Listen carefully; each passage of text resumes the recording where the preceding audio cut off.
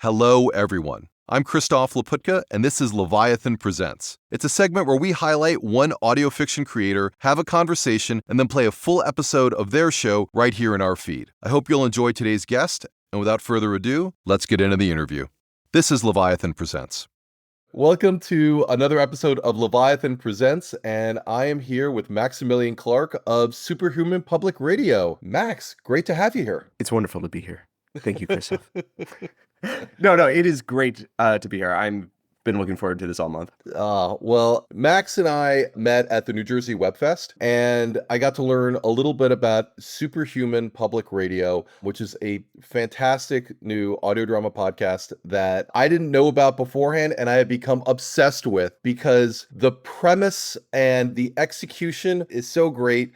Would you please tell our listeners, Max, a little bit about what Superhuman Public Radio is and how you came up with the idea for it? Yeah, absolutely. So SPR is not a parody, but it is a satire of our world. Basically, we wanted to take our loves of public radio and comic books and sort of smash them together and create content that makes it feel like you actually are in a superhero world. You turn it on and you turn off your brain and you're like, oh yeah, I am in a world that is filled with grappling hook disasters, invisible cars, and doppelgangers invading the country. And we do our best to make like a fun, immersive, take big swings at a news cycle and just create touching, emotionally driven, character-based stories that excite the mind and embolden the heart. I didn't pre-plan. Well, but one of the things you talk about is this immersion into what if superheroes were here? How realistically can we portray them? And I think you do that so unbelievably well through your parody of National Public Radio, of NPR. I'm an NPR fan. I know many are, certainly in the audio world. Tell us a little bit about how you set about creating a fictional public radio station dedicated to chronicling superhuman events around the country, around the world. Well, actually, me and my partner, Jack Dorsey, were set up to produce this superhero web series. We had the beginning of the cast, we had costumes made, and this was early 2020. And it was about a superhero surviving in the gig economy. And so basically, there's an app where you get staffed if you're not like a name superhero. It's like, farm teams. Like a Fiverr almost. Yeah, exactly. But, if you need someone to like lift up the side of your house so you can yeah, exactly. And it is exactly that kind of stuff. It was a really fun project, and then the pandemic hit, and so goodbye all independent filmmaking for a little while.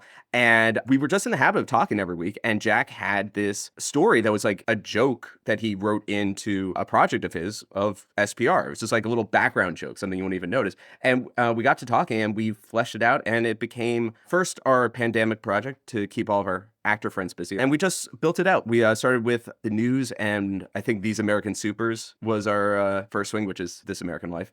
And then we built up a bunch of other segments because we kept wanting to go bigger and bigger with it. And you've got to say what some of those other segments are because they're so funny. Yeah, so we have 100% Invisible, which is Roman Mars is 99% invisible, except for our host. Best name swap in the series, Ares Greco.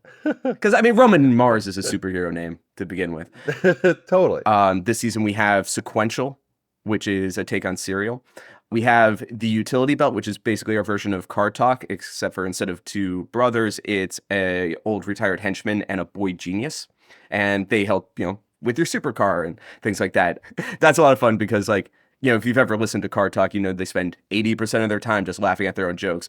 And when someone is hanging off the side of a building or trying to defuse a bomb, that kind of patter kind of becomes a liability. And we have The Speech Bubble, which is our interview show with Kelly Close, who's a little like Terry Gross. It's funny, like, we do all these name swaps and, like, references, but nothing is one-to-one. I realized early on that I hate direct parody. So, like, we're not making fun of Ira Glass at any point. Mm-hmm. We are taking the spirit of their show to tell our own original stories. And then we have our news breaks. And you do these fictional ads that are so funny. The deliveries are so realistic. It'd be forgiven for not realizing you weren't listening to NPR.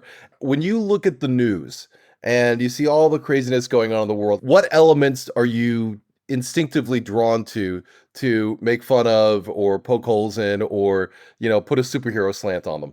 It comes from all sorts of different things. Jack does a lot of storylines that are based in comic runs and just doing, like, he takes a comic run and pairs it to something he's angry about in the world.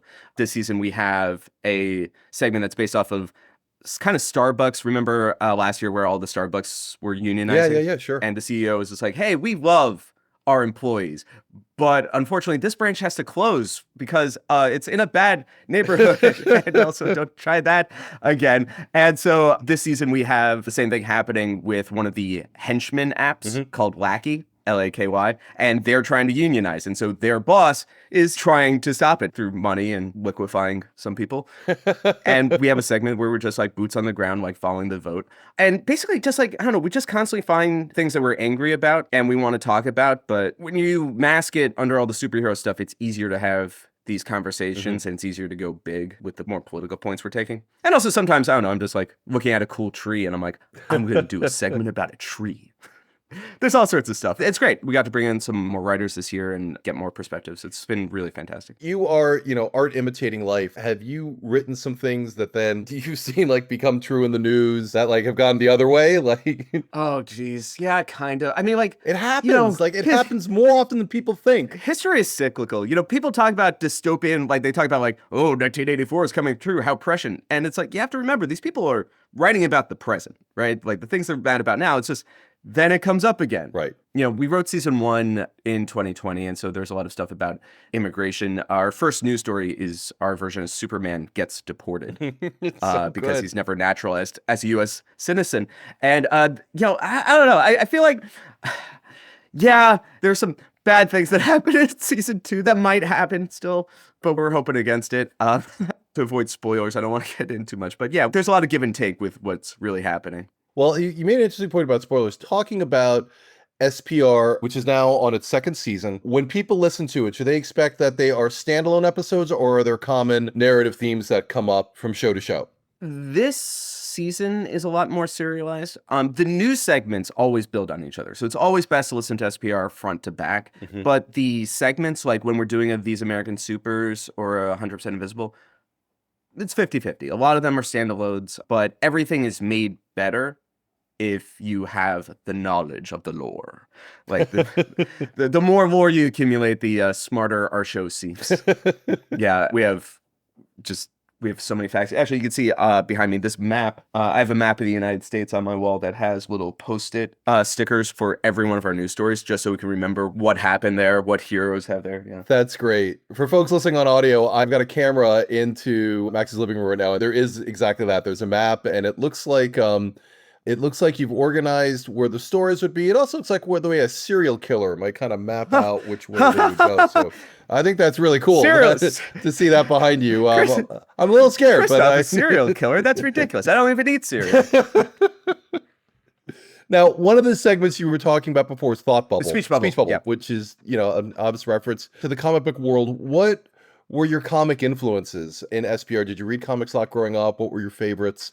Yeah, I was a big comic book guy in the I guess they call it the Silver Age, but I mean it's a good age. Yeah, yeah. I mean, like, it's fine. Jack's giving me 2 weeks off of the show. We're taking a mid-season break right now, and our first behind the scene is like an hour of just like comic dumping. And so if you're looking for recommendations of comics and you don't mind hanging out with us for like an hour and 20 minutes, definitely check it out. Jack is definitely more comic boy than I am. I grew up just sort of getting whatever I could get my hands on. It turned out to be a lot of Amazing Spider-Man and like random stuff from the library. Because they had it, I have read the complete Adam Warlock, even though that is probably the worst superhero of all time. There's been this like Christification of Superman, but Warlock did it first. He literally comes down and like, for sure. Oh, savior, Adam Warlock on Counter Earth. There's a lot of Watchmen in our current season. Vision plays a big role, the Vision run. I have no memory for authors or artists. That's always a Jack question, but we take it from like all levels of comic media, like a lot of the 90s Marvel cartoons, and actually our sequential is based off of the Killing Joke, which for people who don't know is a famous Batman graphic novel series. Right. Yeah, it's one of those things that if you know nothing about comic books, you're totally good. because all the background stuff you've accumulated will make the world make sense. And it's not about comic books. It's about the world. We all live here. But the more stuff you know about comics, the again, the better. The more lore, I don't know how many times I can say this, Christoph. You absorb lore, and the show suddenly becomes so much smarter. If you're an NPR fan or a comic books fan, like you deliver, in both punches. It's great. Yeah. Like one of my favorite segments from season 1 is a speech bubble where they're interviewing a woman who was rescued 360 times by the hero Avalantris, and she hasn't put together that hero is her fiance Jen. And she's like, they've never been in the same place at the same time, so I guess they both feel awkward about it. And so like if you have that level of comic knowledge where you're like, I understand why that's funny, you're gonna love the show. It's great. Now, tell me a little bit about the craft of audio drama and how you went about making SPR sound like you're listening to National Public Radio. What were some of your production goals in terms of making it sound so realistic, which it does? Yeah, well, like I said, we want to pull a magic trick on our audience. We want them to literally escape into this world. And I think a lot of that just starts at casting. Their first season has like 55 actors. Huge cast. Huge. But, we wanted to like really make it feel like a big, diverse world. Mm-hmm. I got to cast people who have like very weird and specific voices and give them parts that they normally wouldn't get. And it was so much fun to bring them in on that. We have, I would say, extremely diverse cast, not only of ethnicities and backgrounds, but like age. We have a lot of older actors in there, which I feel like they don't often get enough work. I think you're right. I think you're right. Which is a shame. But it's one of those things of like hearing those voices on the show, you're like, oh, this guy was there. He saw Croesus crash his golden jet. And I think that's always the first level. And it's those like little secret sound effects that your brain doesn't fully register that I think is always an important part of sound design for me. When we started this is our chance to really make like superhero movies. Like I guess if Marvel continues at this pace, there's a chance I might get to helm one in the next 10 years. But otherwise, like, this is our shot. And we really like wanted to think of like, okay, how do we sell this? How do we make the theater of the mind like really come alive and sparkle? And I like sometimes like there are the spotlight effects. Like in season 2, we have a girl who throws a school bus with her hair. And I spent literally 3 days coming back and I'm like, what does hair sound like when you pull it that hard? And like if you nail one of those and everything else is accurate, you have your baseline walla in there, you have your background people, your crowds, then then it all just sort of like comes together in your mind and you're just like, yes, that is what it sounds like when someone punches someone with a giant hand made of ice.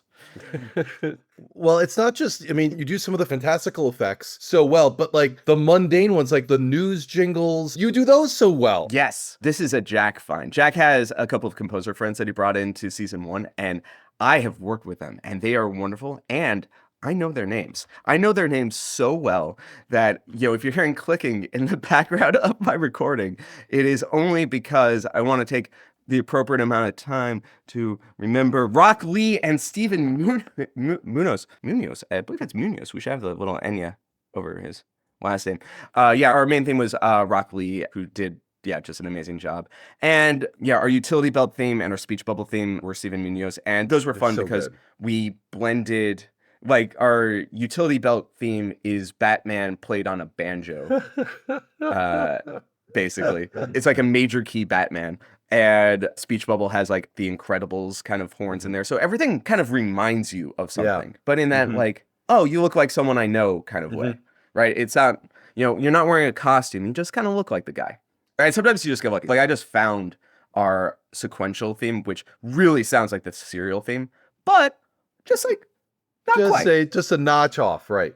The power of suggestion. Now, tell us a little bit about the episode that we're going to be listening to today, how it fits in, and why you chose this episode to be played today. Yeah, this is season 1, episode 5. And so a few things have happened. I basically chose it because you're letting me set it up, right? So I could draw you right into it. Usually you have to listen to 4 episodes in order to understand what's happening. So one of the big things, remember when Amazon was looking for a new headquarters and they invited all these cities to apply? Yeah. And they're like, hey, cities, why don't you just send us all the data you have on all your demographics and things so we could decide whether our headquarters belongs there. And they had already signed contracts. They knew they were building in New York and in Arlington, Virginia. This was a total ruse. So that's one of our storylines in season 1 is the Heroic Legion is looking for a place to build its second tower, Tower 2. Which is like your Justice League kind of surrogate, right? Right. Yeah, exactly. It's like more Avengers just because of the corporate structure, I guess. Sure. And so this is like, it's fun because it starts with like a little news panel about like the ethics involved in the Heroic Legion's ask, but it also has 2 of my favorite segments of the early season, which is why I wanted to do it, and some exciting action in the news cycle. Cool. And it's just like, it's a great Steven Singh episode. Steven Singh is our main newscaster in season 1, and it is heavily implied that he has another job that is more secret. He just never seems to be in the same place as Quantum, the ultimate speedster. So we have that going on. We also have a 100% Invisible episode about the invisible car, which is a terrible invention. Yeah, it's just like an invisible car in Chicago. How would it avoid getting in accidents? And it's like, no, it doesn't. every red light. Yeah, just absolutely crushed. And it's a great segment on that. And then in the second half, we have The Question, which is about a guy in the C-suite of a Fortune 500 company who has to retire early because he's obsessed with this question, which is, are we supervillains? It starts with him flying over the rainforest, which had just been saved the week before by our version of Captain Planet. And he's watching his company tear it down. And he's just like, yo, this is exactly what that supervillain wanted to do. We're just making money off of it. And it destroys his life. And it's just such a fun episode. There's a lot of stuff going on. Great performances out of Danny Gavigan and Henry Packer. It's a really good showcase of everything that the show has. Well, I'm really excited to play this for our audience. So without any further ado, we're going to be playing episode 5 from season 1 of Superhuman Public Radio. Maximilian Clark, thank you so much for joining us. Let's play the episode. This is SPR. The superhero Permafrost, known for her epic confrontations with Poison Oak, is on the lookout for a new base of operations after her Antarctic fortress of isolation has succumbed to the effects of global warming. The glacier melt has done what 10 years of villainous League airstrikes failed to do, leaving Permafrost temporarily out in the cold. That was Wenling Chen reporting from SPR Anchorage. Legion headquarters has been accused of harvesting data on extraordinary civilians. What degree of privacy should superpowered people expect when it comes to their genetic code? Live from Washington, I'm Steven Singh, joined by Brenna Phlox, head of the Coalition for Empowerment. Hello, Steven. And joining us by phone is Felix Brenner, author of My Secret Identity. Thank you for having me. By asking candidate cities for their information on supers, has the Heroic Legion created a breach of public trust? Brenna, we'll start with you. Okay, well, first of all, and this has not really been established, is the Heroic Legion actually mining this data? Because really, we don't know for sure. We have the claims of a lone vigilante, and that's it. And secondly, if they were, should they be allowed to? This isn't height or weight we're talking about, it's powers. This is uncharted territory, legally speaking.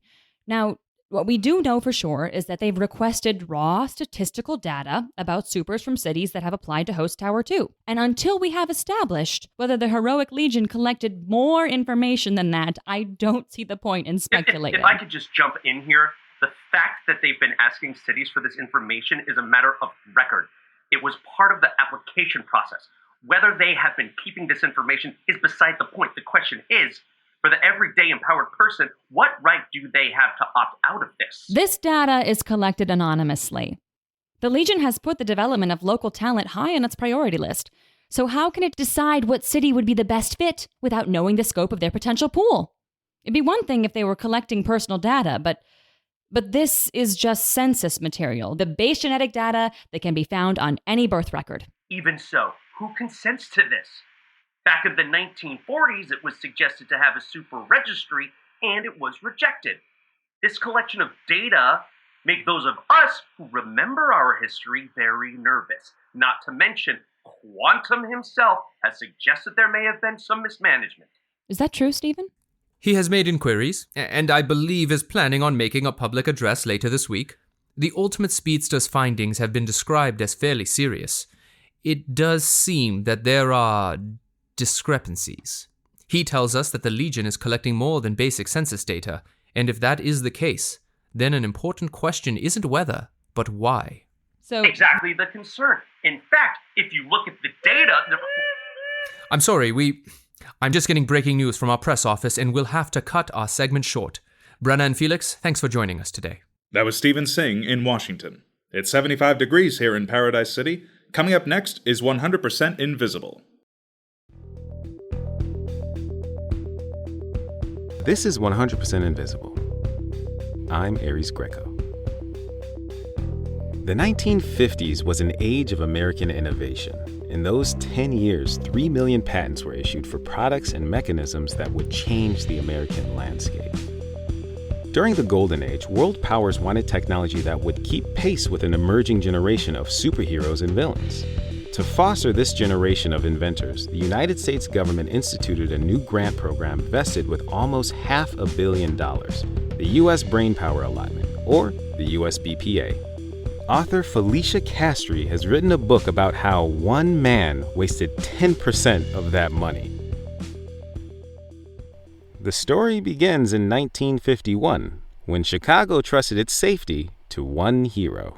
When evil hides in the shadows hide back. Nowhere is secret from the Sultan of Snake.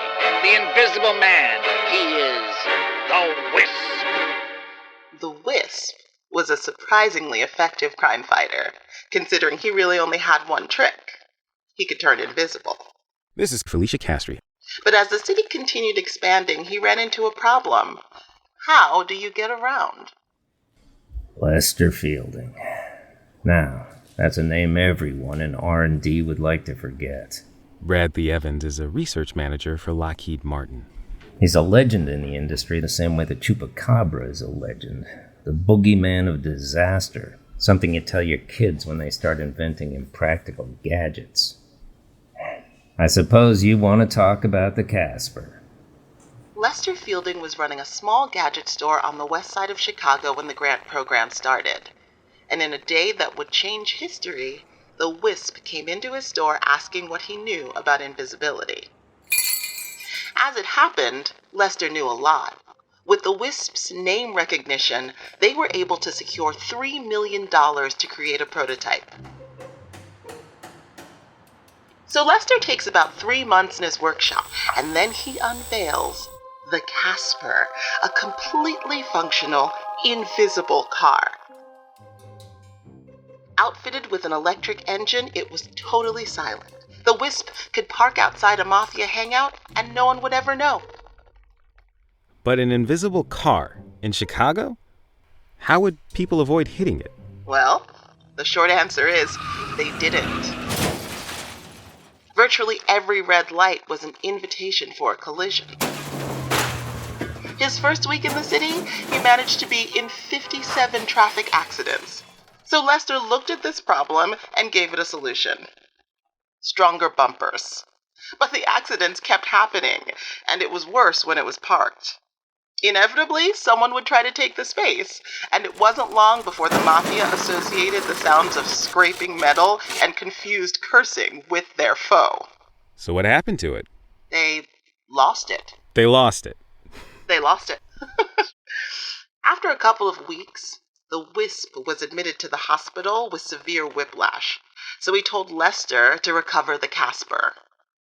But the Wisp couldn't remember where it was parked, and how do you find an invisible car? The military, though, took an interest. They just threw money at him. So he adapted his technology and helped build an invisible jet. There's not as much traffic at 35,000 feet. That's why a lot of very smart people expected the Casper technology would be better applied at altitude. This allowed the military to discover a host of exciting new problems, especially invisible jets are really hard to fly. Instruments help a pilot measure altitude, heading, and attitude, but they only help a pilot if you can read them. And the jet was, again, invisible on the inside. Lester was a brilliant engineer. That was never the problem. The problem was he gave people what they asked for instead of what they wanted. Lost a lot of good pilots before they closed that program down. They still have one of the birds in the Air and Space Museum. We think. This was when Lester turned to a new field. Sonics. But that's another story. Thank you to Felicia Castry, author of The Invisible Car and Other Stupid Inventions from the World's Smartest Man, available wherever books are sold. And thanks to Bradley Evans and to the whole 100% Invisible team. We will be back next time with more stories of design.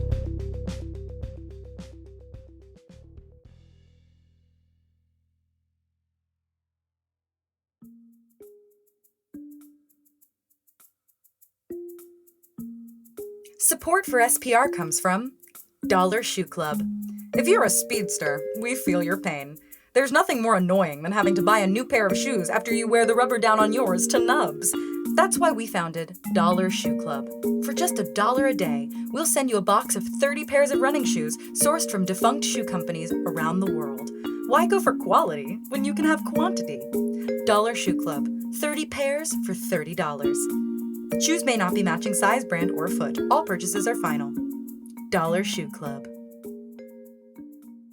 Live from SPR News in Washington, I'm Deirdre Wilson, sitting in for Stephen Singh. Supervillain Babylon has attacked the New Orleans Jazz Festival. SPR reporter Stephen Singh is on the scene. Stephen, can you hear us? Yes. The gunfire you are hearing is from local police that have responded en masse to the scene. But it appears that bullets and punches cannot penetrate Babylon's armor. Babylon has made the following demand, and I quote, "Your gray-haired leaders have prevented my old friend Cosmos from receiving the warrior's death I owe him, and no other can hope to stand before me. Surrender your planet to me, and some of you may yet live." Has the heroic Legion responded? The Southern Battalion? They are still en route, but Quantum has arrived on the scene. Oh my god, Quantum! And is attempting to subdue him. Quantum is a DC-based hero. What is he doing in New Orleans? His best. I will update you when I can. It is getting increasingly dangerous here on the scene. Stay safe, Stephen. We will update the story as it develops. Now back to your scheduled program. That was Deirdre Wilson in Washington. It's 74 degrees here in Paradise City. Coming up next is These American Supers.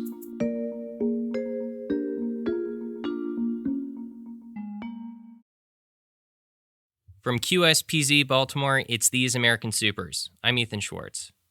When we think of a supervillain, what do we picture? If you don't supply me with 10 metric tons of gold, I will destroy your precious moon! Do you imagine black rubber gloves, horns, red glowing eyes? They say not all heroes wear capes, but what about villains? Well, that's what our segment today, The Question, is all about.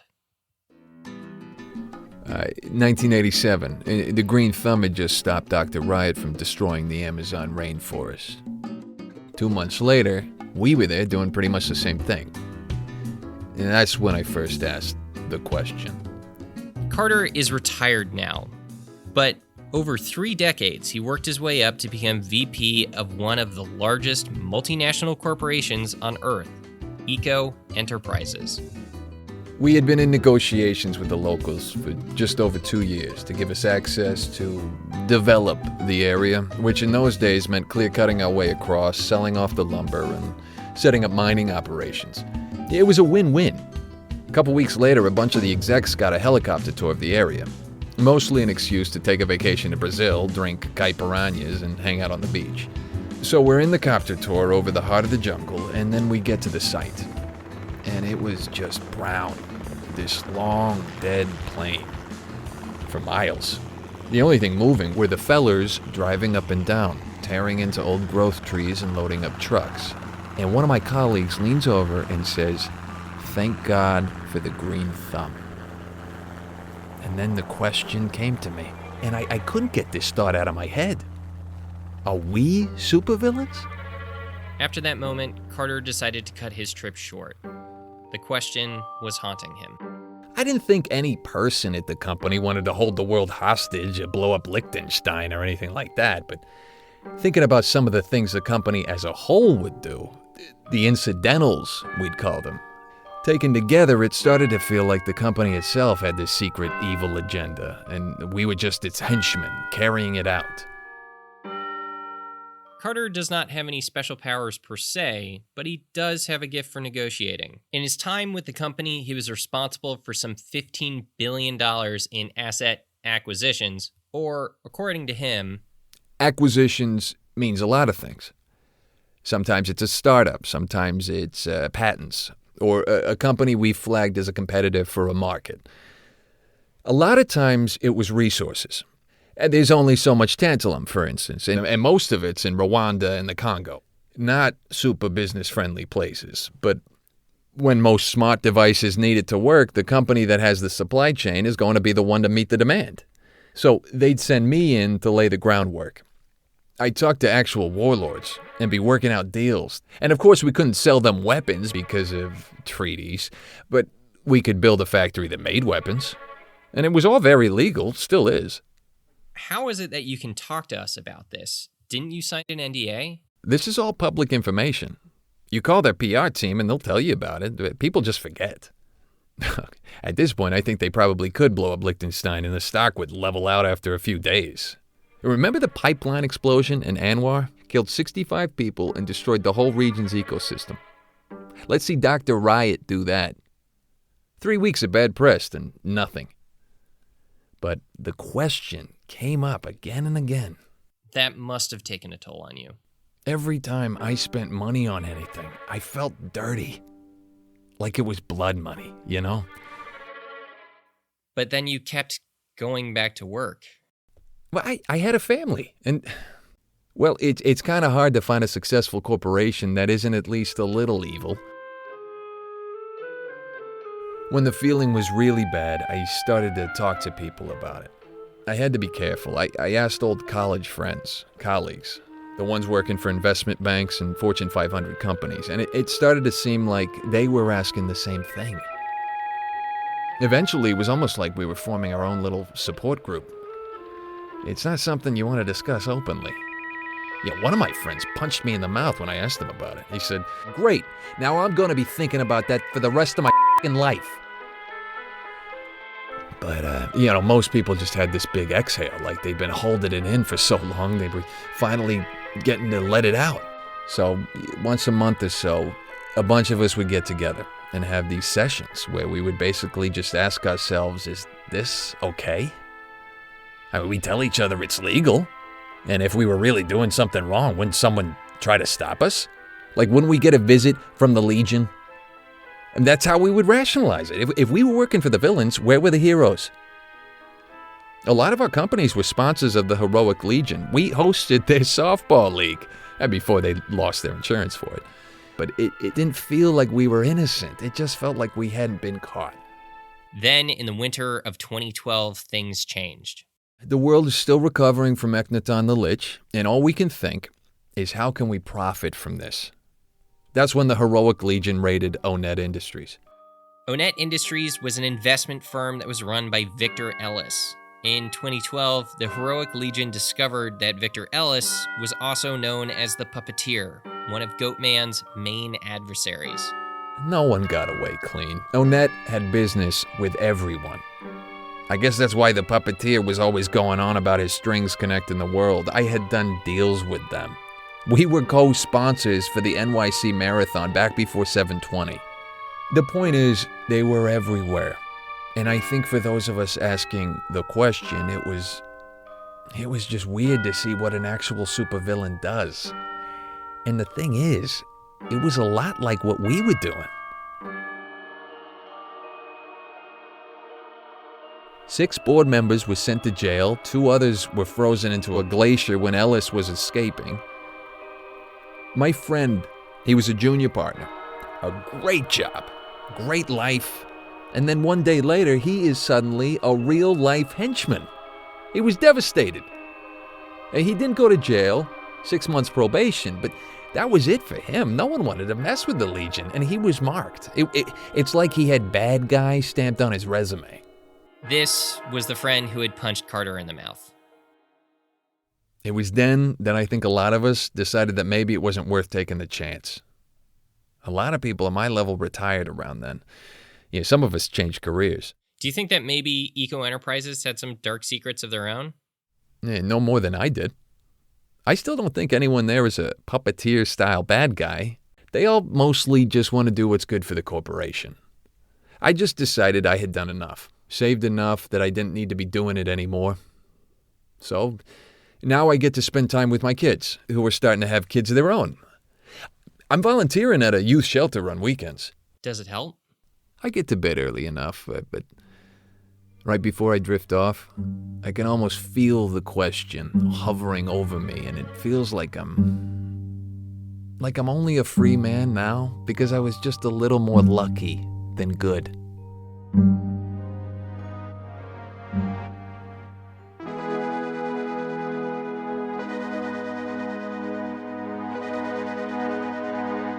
Carter's support group still meets regularly. Carter stops by to help people who are asking the question, but he warns them he may not like the answer.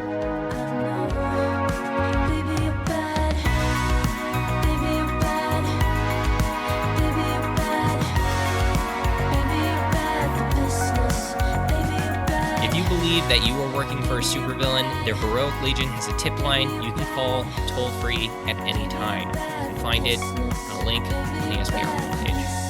That's our show today. Thanks to everyone who put it together, including whoever keeps eating my lunch out of the staff fridge. It's like he had bad guy stamped on his resume.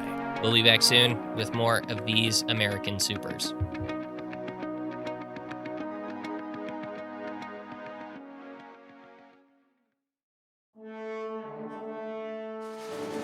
Live from SPR News in Washington, I'm Deirdre Wilson. The situation in New Orleans has been resolved. The supervillain Babylon has been apprehended by Iron Barracuda and the main force of the Heroic Legion. We have early reports that while many are wounded, there are no civilian casualties on site, thanks to the heroic efforts of Quantum. Quantum was instrumental in the apprehension of Babylon, but has been severely injured in the encounter. He is currently at the Tulane Medical Center in critical condition. SPR reporter Stephen Singh has also been reported missing while covering the event on site. We hope for his swift and safe return. We will update you as this story develops. That was Deirdre Wilson reporting from Washington. Today's show was written and produced by John Dorsey and Maximilian Clark, with additional producing by Brendan Sokler and Carla Lerner. This episode features the talents of Akia Wilson, Alexander Stein, Amanda Sykes, Bevan Bennett, Connor Maroney, Danielle Cohn, Danny Gavigan, Henry Packer, John Dorsey, Moni Ali Ahmad, Sarah Ellis, Sean Ahmed, Steve Hayes, Tiffany Clifton, and the SPR players, with special thanks to Brenna Khalid. The SPR main theme was composed by Rock Lee. Other themes were composed by Stephen Munoz. SPR is directed and edited by Maximilian Clark. SPR is supported by listeners like you. Make sure to subscribe on your favorite podcast app and leave a review. You can also support SPR by heading to patreon.com and looking up Superhuman Public Radio. Patrons get access to ad-free episodes, interviews, and behind-the-scenes content. For more, head to superhumanpublicradio.com. Coming up next, brain slug extermination music. If you can't hear anything, that means the previous treatment worked. This is SPR. Brain slug extermination music begins in 3, 2, 1.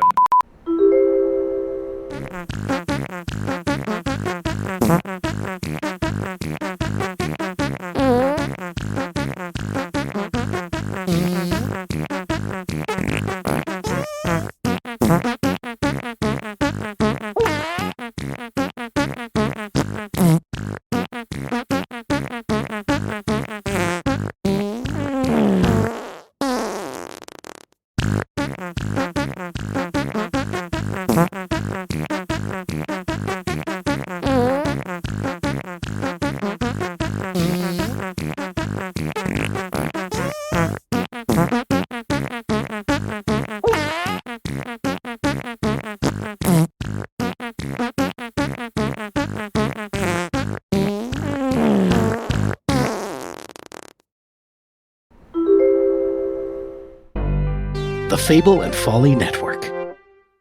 Hey everyone, thanks so much for listening. All the links to the show you've just heard are in the show notes below. Definitely check them out and subscribe to their feeds if you like what you heard today.